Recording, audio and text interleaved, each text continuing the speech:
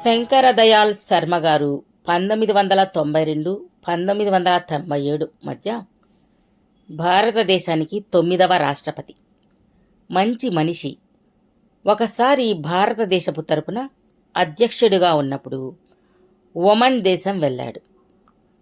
అప్పుడు ఒమన్ దేశపు రాజు అన్ని రకాల ప్రోటోకాల్ పద్ధతులను వదిలిపెట్టి మస్కట్ విమానాశ్రయానికి వెళ్ళాడు. సాధారణంగా రాజులు స్వయంగా వెళ్ళరు. కానీ ఆ రాజు విమానాశ్రయానికి వెళ్ళి విమానం ఆగగానే విమానంలోనికి వెళ్ళి శర్మగారిని గౌరవంగా దింపి తన కారులో కూర్చోండబెట్టుకుని కారు స్వయంగా నడుపుతూ తీసుకుని వెళ్ళారు. శర్మగారి బస వద్ద తీసుకుని వెళ్ళారు.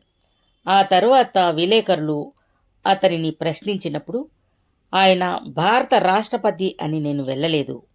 నేను పూణేలో చదువుకుంటున్నప్పుడు ఆయన నా ప్రొఫెసర్. ఆయన వద్ద నుండి నేను ఎన్నో మంచి మంచి విషయాలను నేర్చుకున్నాను. ఆయన నాకు గురువు కాబట్టి నేను అలా ప్రవర్తించాను అని చెప్పాడు.